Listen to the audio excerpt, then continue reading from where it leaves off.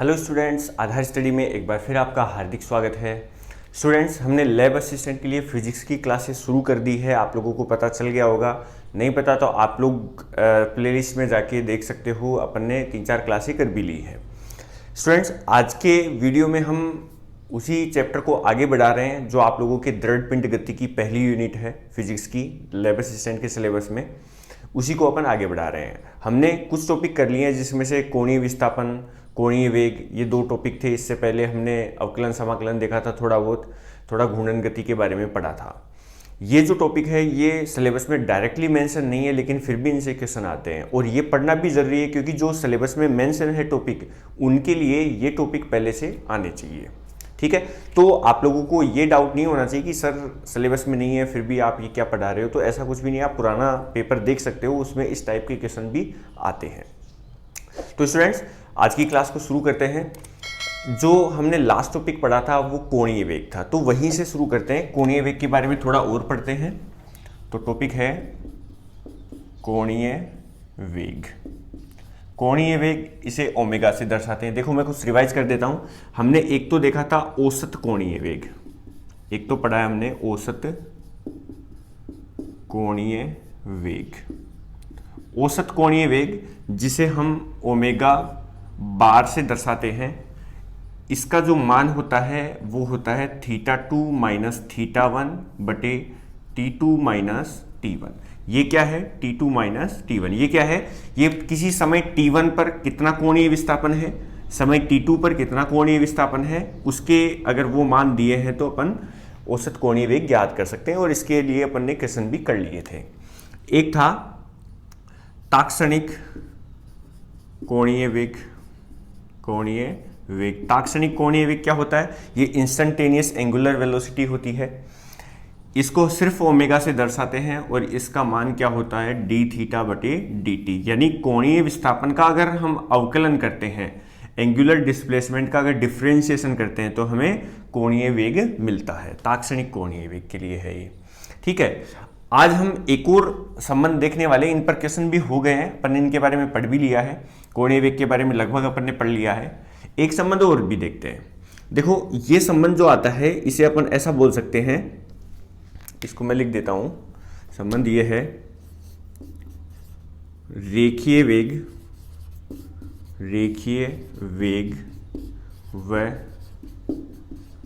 कोणीय वेग में संबंध। रेखीय वेग व कोणीय वेग में संबंध क्या होता है? अब देखो रेखीय वेग कोणीय वेग कहां से आ गए? घूर्णन गति में। तो मान लो जैसे एक पिंड ऐसे वृत्ताकार पथ पर गति कर रहा है, या कोई पिंड है जो घूर्णन गति कर रहा है। ठीक है, जैसे मान लो ये पिंड है, ये इस तरीके से घूर्णन गति कर रहा है और इस पिंड का हमने कोई एक कण लिया है। जैसे मान लो ये कण है, तो ये कैसी गति करता दिखेगा? हमें वृत्ताकार गति करते दिखेगा। तो ये किसी पिंड के घूर्णन गति के दौरान किसी कण का पथ है। ये पथ कुछ इस तरीके से है। ठीक है, इधर इसका वेग है, ऐसे घूर्णन कर रहा है। तो मान लो मैं ये वाला बिंदु लेता हूं। जब कण यहां पर होता है तो उसका रेखीय वेग का मतलब क्या है? उसका स्पर्श रेखीय वेग। हम इस बिंदु पर एक स्पर्श रेखा बनाएंगे, ये तो आ जाएगा रेखीय वेग v। अब कोणीय वेग ओमेगा किधर है? तो ध्यान रखना, मैंने क्या बताया था दाहिने हाथ का नियम, कि अगर पिंड ऐसे घूर्णन कर रहा है तो घूर्णन की दिशा में दाएं हाथ की अंगुलियों को मोड़ते हैं, तो अंगूठे की दिशा में कौन आता है? कोणीय वेग। तो कोणीय वेग जो ओमेगा है उसकी दिशा बाहर की ओर होगी, इस बोर्ड से बाहर की ओर होगी। v वेक्टर इस साइड में होगा। ठीक है ना? तो रेखीय वेग ये v हो गया और कोणीय वेग घूर्णन का वेग हो गया। इन दोनों के बीच में क्या संबंध होता है, हम इसके बारे में बात करने वाले, क्योंकि इससे भी अपने को क्वेश्चन देखने को मिलेंगे। देखो हमने एक संबंध पढ़ा था, याद करो। कोणीय विस्थापन में मैंने कहा था कि इसको याद रखना है, ये फॉर्मूला काम में आएगा। कोण बराबर चाप बटे त्रिज्या वाले से कोण बराबर चाप बटे त्रिज्या, ऐसे लिख लिया था अपन ने। आर को अगर मैं इधर ले जाऊं तो एस बराबर क्या बन जाएगा? θr। ठीक है, ये हमने पढ़ा हुआ था। ये है चाप, जिसे अपन रेखीय विस्थापन बोल सकते हैं। ये जब अल्प होता है तब रेखीय विस्थापन के बराबर ही होता है। देखो कैसे, मान लो कण यहां पर है, ये कोण है θ, ये त्रिज्या हो गई r, ये चाप हो गया s। तो कोण थीटा बराबर चाप ये हो गया s अपॉन त्रिज्या r। अब मैं ये बोल रहा हूं कि ये जो चाप है ये एक तरीके से विस्थापन के रूप में काम में ले सकते हैं जब थीटा अल्प होता है। देखो यहां से यहां तक की सीधी दूरी भी लगभग चाप के बराबर ही आएगी, ये जो सीधी दूरी है ये भी चाप के बराबर ही आएगी, तो इस चाप को अपन विस्थापन के रूप में उपयोग में ले सकते हैं। फिर आप लोगों को यह पता होगा कि वेग कैसे प्राप्त होता है। वेग जब अपन विस्थापन का अवकलन करते हैं, ये आप लोगों को पता होगा, 11वीं क्लास में अच्छे से पढ़ा होगा कि विस्थापन का अगर अवकलन किया जाता है तो वेग आता है। सेम जैसे यहाँ पे किया अपन ने कोणीय विस्थापन का अवकलन किया तो हमें क्या मिला, कोणीय वेग मिला। तो सेम वही है, विस्थापन का अगर अवकलन करेंगे समय के साथ तो हमें क्या मिलेगा, वेग मिलेगा। अगर मैं इस विस्थापन की जगह पर ये वाला फॉर्मूला रखता हूँ, एस का मान थीटा आर रखता हूं, क्योंकि हम घूर्णन गति को इंट्रोड्यूस कर रहे हैं इसमें, तो घूर्णन गति के लिए जो एस का सूत्र है वो यहां लिखता हूं मैं। तो देखो क्या बनेगा, v बराबर डी बटे डी टी, और इधर क्या बन जाएगा, थीटा आर। अब देखो यहां पे जब पिंड ऐसे घूर्णन गति करेगा तो चाहे पिंड यहां पर हो चाहे यहां पर हो, त्रिज्या आर में तो कोई परिवर्तन नहीं होगा, समय के साथ आर क्या रहेगा, कांस्टेंट रहेगा। आर अगर कांस्टेंट है तो कांस्टेंट को बाहर ले लेते हैं अपन, तो v बराबर क्या बन गया, आर डी थीटा बटे डी टी। ठीक है, और हमें पता है कि डी थीटा बटे जो डी टी है, देखो ये वाला जो पद है, ये वाला जो पद है डी थीटा बटे डी टी, ये क्या होता है, ओमेगा होता है। क्या होता है, ओमेगा। तो v बराबर डी थीटा बटे डी टी को क्या लिख देता हूं मैं, ओमेगा, और ये आर यहां पर रह गया। तो v बराबर ओमेगा आर, v बराबर क्या होता है, ओमेगा आर। ये एक फॉर्मूला होता है, इसी को अपन क्या बोलते हैं, रेखीय वेग v और कोणीय वेग ओमेगा के बीच में संबंध होता है। इस पर भी क्वेश्चन आते हैं, ये फॉर्मूला भी कई बार काम में आता है। ठीक है, इतना आप लोगों को समझ में आ गया होगा। अच्छा, आप लोग अगर याद रखो तो इसका एक जो सदिश रूप है वो भी याद रखना। क्यों, क्योंकि वेग सदिश राशि है, ओमेगा सदिश राशि है, आर को अपन सदिश के रूप में ले लेंगे, क्योंकि आर जो है इस कण की एक तरीके से स्थिति को भी बता रहा है कि ये कण इस तरफ है, इस साइड में है, इतना दूर है, तो एक तरीके से स्थिति को भी बता रहा है। तो ऐसी कंडीशन में इसका अगर सदिश रूप देखे तो ऐसे लिखा जाता है, वी वेक्टर बराबर omega vector cross R vector, V vector बराबर omega vector cross R vector. तो ये भी इसी का सूत्र है। इतना आप लोगों को ये समझ में आ गया होगा। तो ये कुछ एक छोटा सा पोर्शन और बचा हुआ था वेग का, क्योंकि मैं जब पुराने पेपर्स देख रहा था तो मुझे इस टाइप के क्वेश्चन या ये फॉर्मूला जहाँ पे काम में आ रहा है ऐसे क्वेश्चन मुझे मिले थे, इसलिए आप लोगों को ये भी पढ़ना चाहिए। ठीक है, अब बात करते हैं कि इस पर क्वेश्चंस कैसे बनते हैं। ठीक है, तो चलो एक चीज और मैं बता देता हूं, एक पॉइंट और बता देता हूं, हो सकता है पता नहीं एग्जामिनर घुमाने के लिए उस पर क्वेश्चन बना दे, तो क्वेश्चन बना दे तो वो हमें आना चाहिए। अगर अपन उसको नहीं पढ़ेंगे तो फिर क्वेश्चन गलत हो जाएगा अपना। देखो मैंने क्या कहा कि कोणीय विस्थापन का जब अवकलन किया जाता है तो कोणीय वेग आता है। कोणीय विस्थापन का अवकलन करने पर क्या मिला हमें, कोणीय वेग मिला, ये तो कंफर्म है। तो जैसे अपन ने क्वेश्चन भी किया था कि कोणीय विस्थापन थीटा दिया हुआ था और उससे हमने ओमेगा ज्ञात किया था, जो पिछली क्लास थी। अगर पिछली क्लास आप लोगों ने नहीं देखी है तो उसका लिंक डिस्क्रिप्शन में मिल जाएगा, वो आप लोग जरूर देखना। ठीक है, उसमें अपन ने कुछ क्वेश्चन भी किए थे। तो थीटा अगर दिया है तो थीटा का समय के साथ अवकलन करके हम ओमेगा प्राप्त कर सकते हैं। लेकिन मान लो अगर हमें ओमेगा दिया है, हमने क्या दिया है, ओमेगा, और हमें थीटा प्राप्त करना है, यानी कोणीय विस्थापन प्राप्त करना है, तो फिर क्या करेंगे। तो देखो जब मैं अवकलन समाकलन समझा रहा था आप लोगों को, तो उस समय मैंने एक पॉइंट भी बताया था कि अवकलन परिवर्तन की दर बताता है, समाकलन छोटे छोटे मानों का योग करता है। इसके अलावा मैंने कहा था कि अवकलन और समाकलन जो होते हैं वो परस्पर विपरीत होते हैं, एक दूसरे के उल्टे होते हैं। एक दूसरे के उल्टे कैसे, जैसे मैं समझाता हूं कि मान लो y बराबर लिखा हुआ है 2x की घात 3, y बराबर क्या लिखा है, 2x की घात 3। तो मैं इसका अगर अवकलन करूं dy बटे dx, y का अवकलन करूं x के सापेक्ष में, तो अवकलन क्या आएगा, कैसे बताया था मैंने, 3 को आगे लेके जाओ 2 के गुणा में, तो 3 दूने 6, x और घात में से 1 कम कर दो, यानी कितनी घात हो गई, 2। आया समझ में। तो y का x के सापेक्ष अवकलन करने पर यह राशि प्राप्त हुई। अगर मैं इस राशि का समाकलन करूं, इस राशि का क्या करूं, समाकलन, तो देखो समाकलन कैसे करेंगे अपन, समाकलन 6x² dx, ऐसे ही बताया था मैंने समाकलन। समाकलन में क्या किया जाता है, घात में एक जोड़ते हैं और घात को बटे में लिखते हैं, ऐसे समझाया था। अगर आप लोगों ने नहीं देखा है वो वीडियो, देखो अवकलन समाकलन अगर आप लोगों को आता है तो कोई दिक्कत नहीं है, लेकिन अगर मान लो आप लोगों को नहीं आता है तो मैंने अवकलन समाकलन के लिए एक वीडियो बना दिया है। ये अपने घूर्णन गति या जो दृढ़ पिंड गति की है उसकी दूसरी क्लास में है, तो आप लोग वो वीडियो भी देखना। अब देखो इसको कैसे हल करेंगे कि 6 ऐसे कैसे, समाकलन कैसे किया जाता है वो बता रहा हूं। 6 ऐसे कैसे, x घात 2 है तो 2 में एक और जोड़ दो, कितनी घात हो गई 3, बटे इस घात को बटे में लिख दो 3। अब देखो 3 से ये कटेगा, 3 से कितनी बार कटेगा 2 बार, तो अगर देखा जाए तो क्या आंसर आ गया 2x की घात 3। आप लोग क्या देख रहे हो कि ये वही मान आ गया है। इसका मतलब ये है अगर हमने किसी राशि का अवकलन किया, ठीक है, और उस राशि का फिर से समाकलन कर दिया तो वापस से पुराना मान आ जाएगा। मतलब अवकलन समाकलन का एकदम विपरीत होता है। इस राशि को अवकलित करके मैंने ये प्राप्त किया, अगर मैं इसका समाकलन कर दूं तो वापस मुझे ये मिल जाएगी, ठीक है।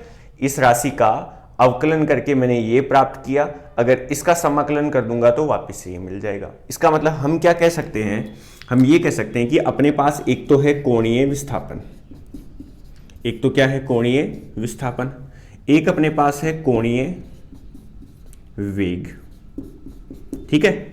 अब देखो कोणीय विस्थापन का अवकलन करने पर हमें क्या मिला, कोणीय वेग। देखो कोणीय विस्थापन का अवकलन करने पर क्या मिला हमें, कोणीय वेग। तो ये तो हो गया अवकलन, डिफरेंशिएशन, ठीक है। याद रखना इस चीज को इसी तरीके से कि कोणीय विस्थापन का अगर अवकलन किया तो हमें क्या मिला, कोणीय वेग।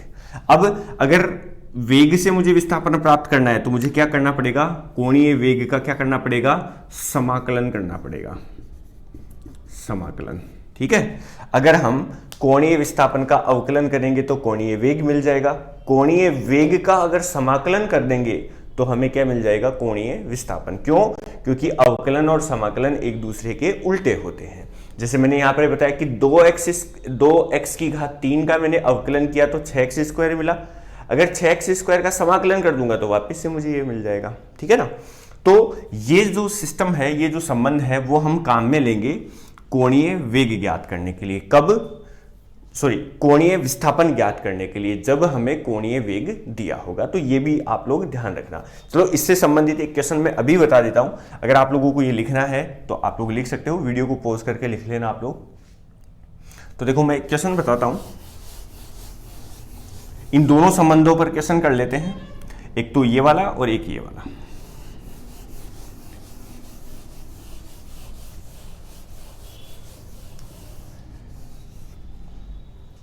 देखो सबसे पहले इसको देखते हैं। क्वेश्चन है, एक पिंड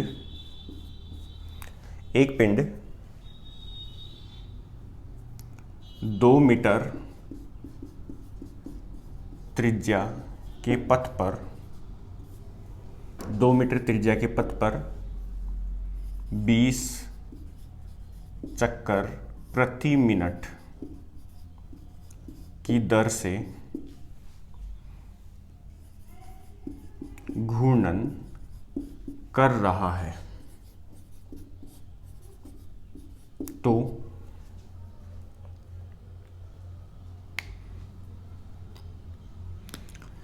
तो 2 सेकंड पश्चात इसका कोणीय विस्थापन ज्ञात करो, कोणीय विस्थापन ज्ञात करो। ये क्वेश्चन है, ध्यान से सुनना, इसमें हमने ये वाले फॉर्मूले की जरूरत पड़ेगी। क्वेश्चन देखो क्या है कि एक पिंड घूर्णन गति कर रहा है, कितने मीटर त्रिज्या के पथ पर, 2 मीटर त्रिज्या के पथ पर, ठीक है। तो 20 चक्कर प्रति मिनट की दर है, उसका कोणीय वेग है। ध्यान रखना, ये जो हमें मान दिया है ये हमें कोणीय वेग दिया है, ये कोणीय वेग है। कोणीय वेग है तो 2 सेकंड पश्चात इसका कोणीय विस्थापन ज्ञात करो। यानी हमें क्या ज्ञात करना है, देखो दिया क्या क्या है, पहले तो वो लिखो। क्वेश्चन हल करने का सबसे सही तरीका है, हमें दिया क्या क्या है। हमें एक तो 2 मीटर त्रिज्या यानी r का मान दिया है कितना, 2 मीटर। हमें ये दे रखा है, ये ध्यान रखना चक्कर प्रति मिनट, ये मात्रक जो है वो कोणीय वेग का होता है। तो ओमेगा हमें दिया है, ओमेगा कितना दिया है 20 चक्कर प्रति मिनट, ठीक है। और हमें क्या दे रखा है, एक समय t बराबर दे रखा है 2 सेकेंड। और हमें क्या पूछा है, विस्थापन, विस्थापन यानी थीटा पूछा है, ठीक है। अब देखो इसको कैसे हल करेंगे। अब थीटा के लिए अपने पास क्या सूत्र था, थीटा के लिए वैसे तो कोई विशेष सूत्र था नहीं, लेकिन एक सूत्र जरूर था अपने पास। एक क्या था कि कोणीय वेग ओमेगा बराबर क्या होता है, थीटा अपॉन, ये क्या था, थीटा अपॉन टी था, ठीक है। या आप लोगों को इसी को ऐसे लिखा था कि ओमेगा औसत बराबर थीटा 2 माइनस थीटा 1 बटे T2 माइनस T1, ऐसे लिखा था। अब देखो इसी से ये बना है, कैसे बना है कि मान लो T1 का मान 0 है, प्रारंभिक समय ले रहे हैं, तो T1 का मान क्या है 0, तो ये 0 हो जाएगा। और उस समय कोणीय विस्थापन भी 0 है, ये भी 0 हो जाएगा, ठीक है। तो क्या बन जाएगा, थीटा अपॉन टी, ऐसे भी बन सकता है इसका सूत्र, ठीक है ना। अब देखो हमें इसमें थीटा ज्ञात करने के लिए ओमेगा चाहिए हमें, और समय चाहिए। तो समय तो ये दे रखा है, ये ओमेगा दे रखा है, ठीक है। ओमेगा दे रखा है, समय दे रखा है, मान रखेंगे, ओमेगा निकाल लेंगे। अब देखो ये थीटा निकाल लेंगे, देखो। लेकिन इसमें समस्या क्या है, इसमें समस्या ये है कि हमें थीटा रेडियन में चाहिए, और रेडियन का ऐसा कोई पद है नहीं। तो हमें क्या करना पड़ेगा, पहले हमें इस चक्कर प्रति मिनट को रेडियन बटे सेकंड में बदलना पड़ेगा। किस में बदलना पड़ेगा, ध्यान रखना, रेडियन बटे सेकंड। और मैं आप लोगों को ये समझा देता हूं कि ये कैसे बदला जाता है। तो ध्यान रखना बच्चों, देखो यहां पर दिया है हमें ओमेगा बराबर 20 चक्कर प्रति मिनट, ये दिया हुआ हमें। अब इसको बदलना है हमें रेडियन बटे सेकंड, क्योंकि ओमेगा का मैंने मात्रा क्या बताया था आप लोगों को, रेडियन बटे सेकंड। आप लोगों ने जो नोट्स बनाए हैं, नोट्स साथ में रखा करो, उसमें जो भी पिछले क्लास जो है वो आप लोग बदल के देख सकते हो। आप लोगों को वापस से पुराने वीडियो पर जाने की जरूरत नहीं पड़ेगी। तो तभी मैंने कहा है कि जब भी आप लोग क्लास देखो तो हमेशा नोट्स बनाते हुए पढ़ना। अब देखो यहां पर अगर मान लो कोई पिंड एक चक्कर पूरा करता है, कोई पिंड एक चक्कर पूरा करता है, तो बताओ इसने पूरा का पूरा 360 डिग्री का कोण कवर कर लिया क्या, यहां से चलता है, ठीक है, और यहां तक पहुंचता है, यानी इसने कितना कोण कवर कर लिया, 360 डिग्री का कोण कवर कर लिया, ठीक है। यानी 360 डिग्री का मतलब एक चक्कर हो गया, 360 डिग्री का मतलब क्या हो गया, एक चक्कर। अब देखो मैं आप लोगों को क्या समझाता हूं कि मैंने कहा था कि 180 डिग्री बराबर क्या होता है, पाई रेडियन होता है। तो 360 डिग्री बराबर 2 पाई रेडियन हो जाएगा क्या। अगर 180 डिग्री पाई रेडियन के बराबर है तो इसका डबल 360 डिग्री इसके डबल यानी 2 पाई रेडियन के बराबर हो जाएगा। और हमें पता है कि 360 डिग्री का मतलब एक चक्कर हो जाता है, एक चक्कर हो जाता है। एक चक्कर का मतलब 360 डिग्री, 360 डिग्री मतलब 2 पाई रेडियन, यानी एक चक्कर किसके बराबर होता है, 2 पाई रेडियन के बराबर होता है। एक चक्कर किसके बराबर होता है, 2 पाई रेडियन। तो चक्कर की जगह आप लोग क्या लिख सकते हो, चक्कर की जगह क्या लिख सकते हो, चक्कर की जगह लिखा जा सकता है 2 पाई रेडियन। तो ये हो जाएगा इनटू में 2 पाई रेडियन, ठीक है। तो ये तो हो गया रेडियन में, बटे हमें मिनट नहीं चाहिए, नहीं मिनट नहीं चाहिए, मिनट की जगह सेकंड चाहिए। तो मिनट में हमें पता है कि कितने सेकंड होते हैं, मिनट में होते हैं 60 सेकंड। तो इस तरीके से मात्रक बदल जाएगा, ठीक है। तो देखो, या फिर आप लोग याद रखो, तो देखो ऐसे याद रख लो कि मैं इसको अगर 2 से काटूं तो 2 से काटूं तो 30 आएगा। कितना आएगा, 30, यानी पाई बटे 30 से गुणा किया हमने 20 को, किससे गुणा किया, पाई बटे 30 से। तो जब भी चक्कर प्रति मिनट दिया है और उसको रेडियन बटे सेकंड में बदलना है तो पाई बटे 30 से गुणा कर दिया करो। कितने से, पाई बटे 30 से। ध्यान रखना मैं क्या बोल रहा हूं, जब भी हमें चक्कर प्रति मिनट दिया हो और उसे रेडियन बटे सेकंड में बदलना हो तो कितने से गुणा कर दोगे, पाई बटे 30 से। मैंने दोनों तरीके आप लोगों को समझा दिए हैं, याद आप लोगों को रखना है इसको। तो देखो 0 से 0 ये कट जाएगा, तो ये कितना बन जाएगा, ओमेगा 2/3, 2/3 पाई, ठीक है। मात्रक हो गया रेडियन बटे सेकेंड। अब बताओ ओमेगा हमें मिल गया तो थीटा नहीं निकाल सकते क्या। तो देखो इससे थीटा बराबर क्या बनेगा, थीटा बराबर ओमेगा टी। ओमेगा का मान हमने कितना निकाला, 2 पाई/3 इंटू टी। टी हमें दे रखा है कितना सेकंड, 2 सेकंड इंटू 2। तो थीटा का मान कितना हो गया, 4π/3 रेडियन। ये मान हो गया, सिंपल सी बात है। अब देखो, अगर मान लो इसी क्वेश्चन में आप लोगों को पूछा होता कि रेखीय वेग क्या होगा, इस कण का रेखीय वेग क्या है, ठीक है ना। रेखीय वेग अगर v पूछा होता तो v बराबर क्या होता है, ओमेगा आर। v बराबर क्या होता है, ओमेगा आर। तब ये सूत्र काम में ले लेते। अगर रेखीय वेग पूछा होता तो ओमेगा अभी अपन ने वहां पे हल किया, 2π/3 इंटू आर कितना है, आर 2 मीटर त्रिज्या का पथ है तो इंटू 2 मीटर, तो v बराबर कितना हो जाएगा, ये भी 4π/3। लेकिन इसका मात्रक ध्यान रखना, इसका मात्रक होगा, रेखीय वेग है तो इसका मात्रक होगा मीटर/सेकेंड, ठीक है। ये आप लोग मत देखना कि ये हमेशा बराबर आएंगे, ये तो आ गए बराबर, हमेशा बराबर नहीं होंगे। इसका मात्रक रेडियन में है और इसका मात्रक किस में है, मीटर/सेकेंड में है। तो इस तरीके से इसके क्वेश्चन बन सकते हैं। अब देखो, एक क्वेश्चन तो ये हो गया, ऐसे क्वेश्चन अपन और कर लेंगे। मैं आप लोगों को एक क्वेश्चन इस पे बता देता हूं कि अगर हमें कोणीय वेग दिया है तो कोणीय विस्थापन कैसे ज्ञात करेंगे। आप लोगों को ये क्वेश्चन जरूर लिखना है, सही तरीके से लिखना है, क्योंकि इस टाइप के क्वेश्चन आप लोगों को पूछ सकते हैं, ठीक है।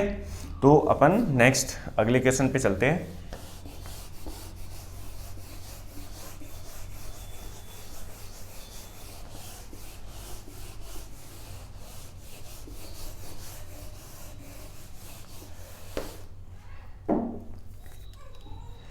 तो स्टूडेंट्स, अगला क्वेश्चन ऐसा है,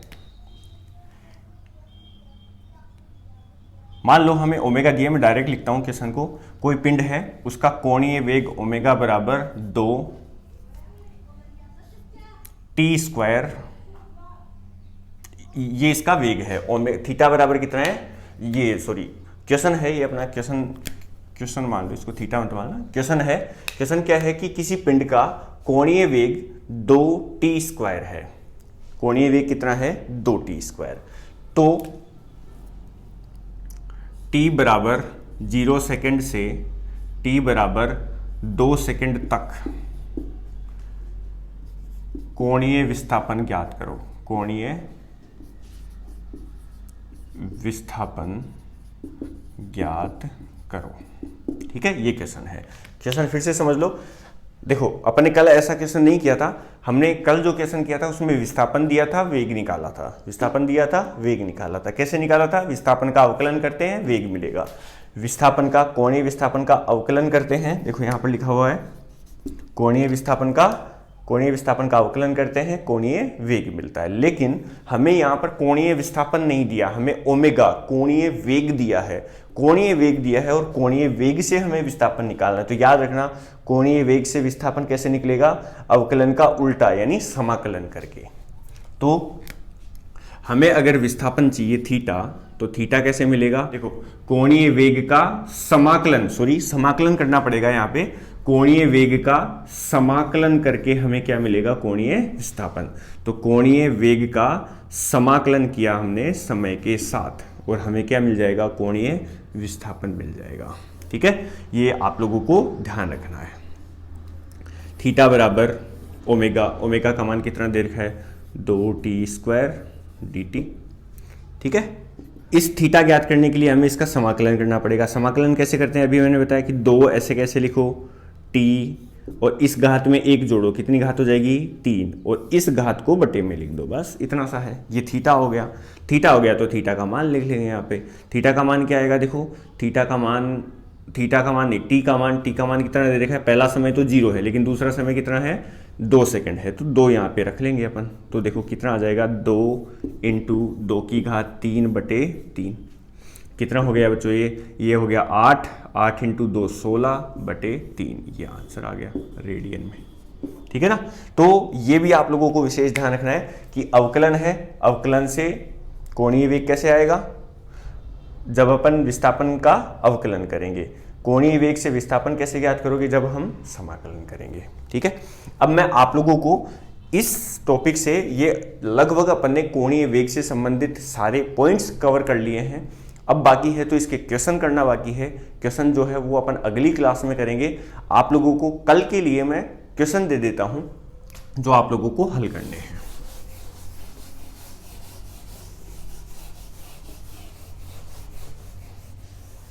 इसको आप लोग लिखना चाहो तो लिख लेना। तो स्टूडेंट्स क्वेश्चन आप लोगों को ये दिख गए होंगे। क्वेश्चंस आप लोग ये ट्राई करना, ठीक है, इन क्वेश्चंस को ट्राई करना। अगर कोई क्वेश्चन आप लोगों को नहीं आता है तो आप मुझे कमेंट बॉक्स में ज़रूर पूछना, अपन इनको अगली क्लास में डिस्कस कर लेंगे, ठीक है। अब देखो हम इजी लेवल से शुरू कर रहे हैं, हो सकता है कुछ स्टूडेंट्स को ये आता हो सकता है किसी को नहीं आता हो, इसलिए मैंने पहले से ही 0 लेवल से शुरू किया है। हम धीरे धीरे जैसे जैसे पॉइंट्स क्लियर होते जाएंगे हम बड़े लेवल के क्वेश्चन भी करते जाएंगे। लेकिन एक बात आप लोगों को विशेष ध्यान रखनी है, अगर आप लोग इसको रिवाइज नहीं करोगे तो मैं पहले बता रहा हूँ आप लोगों को फिजिक्स में क्वेश्चन नहीं कर पाओगे। और ये क्वेश्चन ऐसे हैं, लैब असिस्टेंट का पेपर जो होता है उसमें बायो के क्वेश्चंस बच्चे कर लेते हैं, क्योंकि उनमें जो है याद करने का होता है, उसमें फैक्ट्स होते हैं जो याद रहेंगे तो आप लोग कर लोगे। केमिस्ट्री में भी काफ़ी फैक्ट आते हैं तो वो भी आप लोग कर लोगे। लेकिन फिजिक्स में अगर आप लोग कॉन्सेप्ट समझोगे तभी आप लोगों को ये आएगा। इसलिए इन कॉन्सेप्ट्स को, फॉर्मूले को रिवाइज आप लोगों को करते रहना है, और जितनी प्रैक्टिस करोगे उतने आप लोगों के कॉन्सेप्ट्स दूर होंगे।